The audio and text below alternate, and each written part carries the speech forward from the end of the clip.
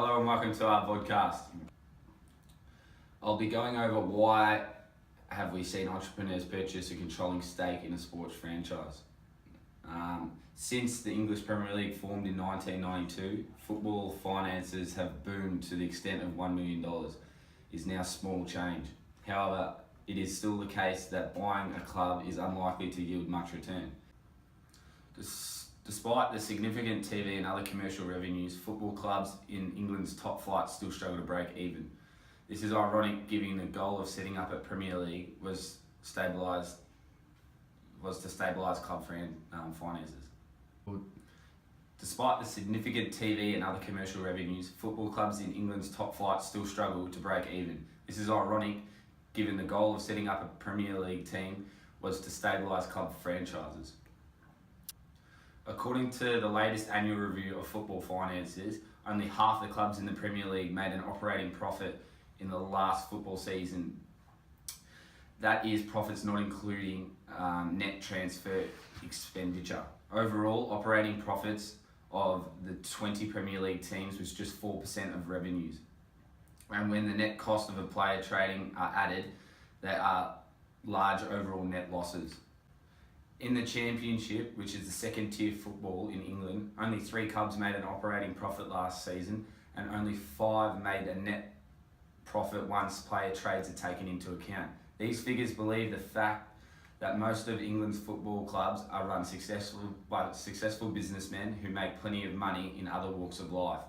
Furthermore, English clubs are in high demand for foreign investors, with 11 out of the 20 Premier League teams currently owned by foreigners, and 13 out of the 24 in the Championship are also foreign owned. So giving this appalling financial return, why do people buy football clubs? One explanation is it has nothing to do with money. Mike Ashley, the chairman of Newcastle United and a property sports director, does not appear concerned at the fact that he is unlikely to get back his $200 million that he has loaned to the club. After all, he is a supporter. Simon Jordan, in his recent autobiography, tells a story of how owning a football club can go terribly wrong. Many owners are simply just fans or love the game and have strong ties to local communities. While in the business world, the head can rule the heart. It can be the opposite when it comes to football. What do they get out of buying a sports team? Most serious money flowing into football recently came from the Middle East. What do they get out of buying a sports team? Most serious money flowing into football recently has come from the Middle East. The Qatar Investment Authority, the country's sovereign wealth fund, bought the French La Liga 1 side Paris, Germany in 2011. So what do entrepreneurs get out of buying a sports team?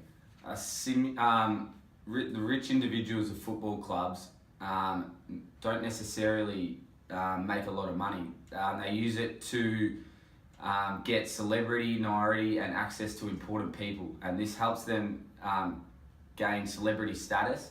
So it ties them into different business places and different business people, so they can go future in the business world, not necessarily making a profit. The Glazer family bought Manchester United in 2006, recognising the immense value of its global brand and cash generator and the opportunities to enhance it even further. The cost of buying the club was loaded onto the club itself, with revenues it generated used to pay down the debt and interest that the Glazer family undertook by buying the club. Eventually, the hope is that the club will essentially pay for itself, leaving American owners and in possession of a multi-billion-pound asset. Dividends are not the only way to make money from football clubs. When it is speculated that the Middle East is willing to pay up to $1.5 billion for Arsenal Football Club, it would have a capital gain of $400 million in his shares. Therefore, growing revenues could increase the value of a club just like any other business. In the English Premier League, commercial revenues have grown strongly in recent years as clubs look to cash in on worldwide popularity of the competition. Sponsorships deals now extend beyond typical areas of shirts, kits and manufacturers, as areas such as stadium and naming rights are one of the highest paid. Now we'll be throwing over to Toby, who's going to be talking about the cons of owning a sports team and the non-economic motivations. Thanks, Scott. So that was the positives of owning the sports team / franchise. We'll now move on to a video with Mark Cuban, who's the owner of the Dallas Mavericks.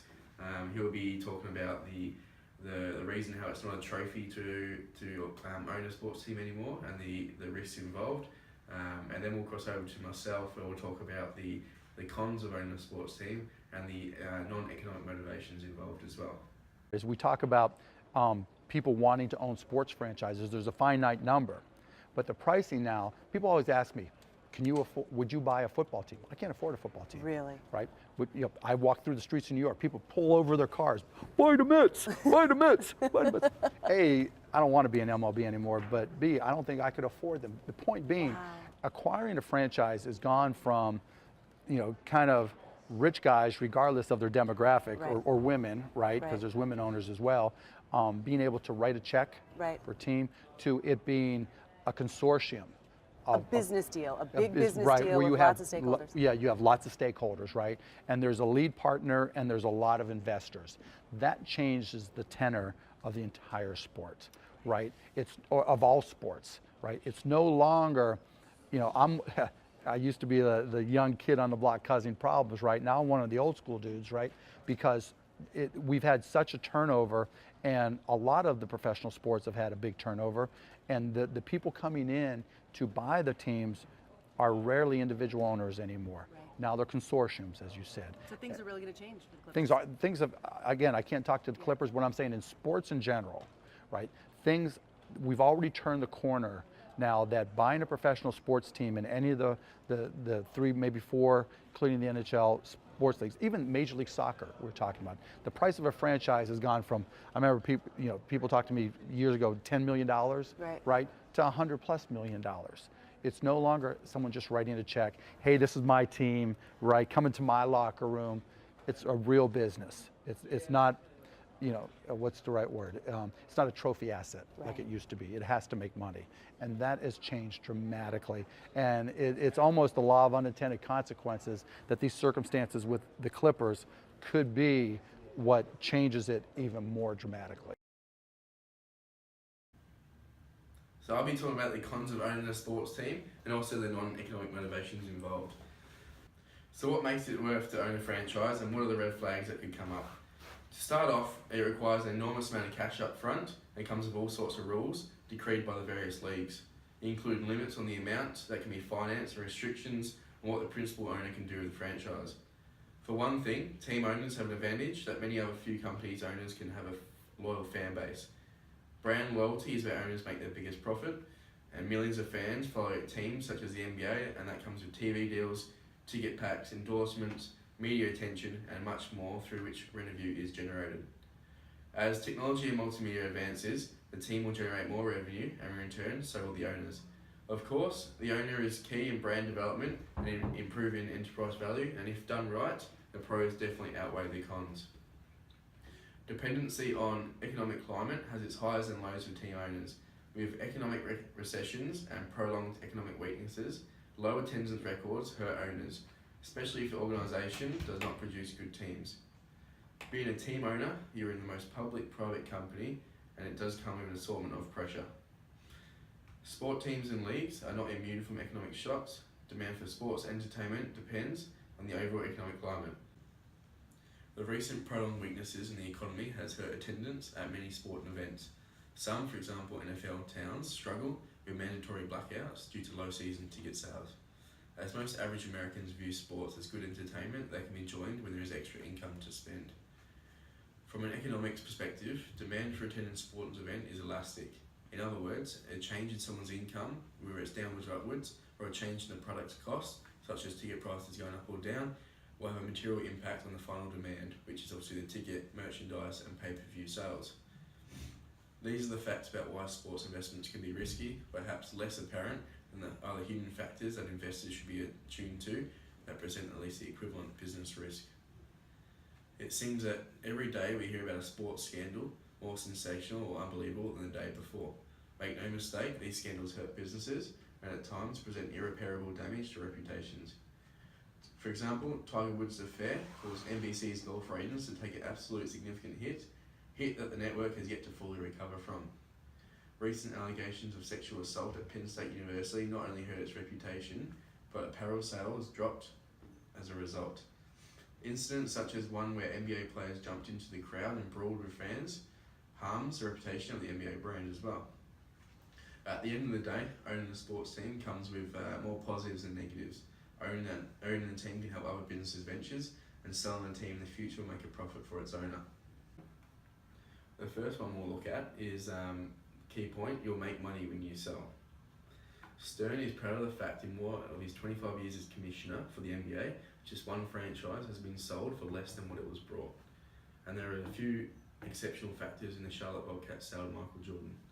More typical is the recent sale of the Pistons, sold in April to private equity investor Tom Gores for an amount reported to be anywhere from $300 million to $425 million, despite losing an estimated $20 million to $30 million a year.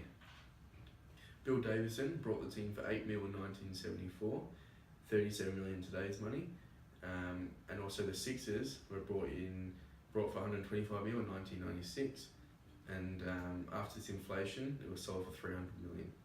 Those kind of returns will make up for a lot of losses. Second point we'll look at is owning the team can help other business interests. As Scott mentioned in the first point, for some owners, owning an NBA team can help other parts of a business empire. Quicken Loans and Army pay market rates for the naming rights of the Cleveland Cavaliers and Orlando Magic Arenas, said Jim Andrews, Senior Vice President at IEG. But while they didn't get discounts, the fact that the companies and the sports teams have the same owners definitely helped them get the inside track on any rights bid process. For team owners with a business they want to grow, the kind of exposure on an NBA team brings a big boost. The next point I'll look at is how real are those losses. Last year it was reported the New York Jersey Nets spent more than $13 million a year on interest expenses, a typical line item across the league, often for repaying debt raised to buy a team or build a new arena. The National Basketball Players Association says that the type of costs shouldn't be factored in when discussing the club's daily profits and losses. It's the same debate when it comes to claiming losses due to amortization. The next point I'll look at is 4, it makes you famous. So for example, as you said in the video there, we saw in the video, Mark Cuban can testify to the celebrity status that comes with owning an NBA team. He was a billionaire before buying their teams, but it's NBA ownership that gets him 8,000 word profiles in the New York Times and regular television appearances. And while owning a big team brings big stresses, for most owners, already incredibly rich and childhood NBA fans, ownership is often about realising a dream and having fun at the same time. The last point I'll touch on is number 5, you can in fact make a profit. So we're talking about all the other economic motivations and non-economic motivations, but this one's probably the most important, about making a profit.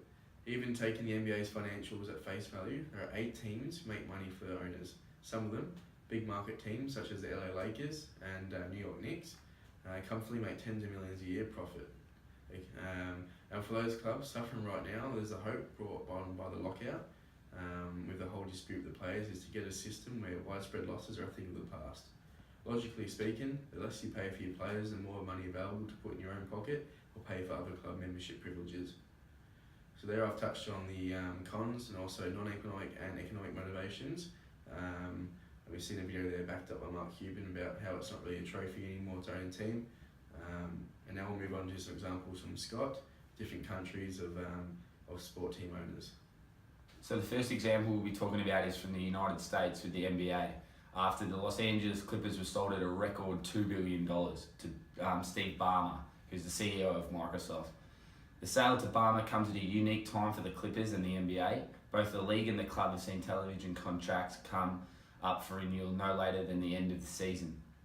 The expectation is the NBA national television contracts will double, possibly more, in the 8-year deal that was reached with Walt Disney, owned by ESPN and ABC and TNT, at approximately $930 million annually. The Clippers' currently broadcast deal averages $20 million a season with Fox Prime ticket. This is expected to go as high as $75 million annually. The second example that we'll show is from Australia. Whilst it's harder to purchase a team in Australia, Larry Kesselman, the owner of Dodo, purchased a controlling stake in the NBL, not only owning 2 teams, he'll provide $6 million in funds for the league. In 2003, Abramovich became the owner of the companies that control Chelsea Football Club in West London. Chelsea Football Club is bought by Russian billionaire Roman Abramovich in a deal worth £140 million, which is $233 million Australian. The surprise takeover was the biggest in British history. Chelsea immediately embarked in an ambitious program of commercial development with the aim of making it a worldwide brand on par with the footballing dynasties such as Manchester United and Real Madrid, and also announced plans to build a new state-of-the-art complex in Cobham, Surrey. Abramovich is present at nearly all Chelsea home games and shows visible emotion during the games, a sign taken to supporters to indicate the genuine love for the sport, and usually visits the players in the dressing room following every match.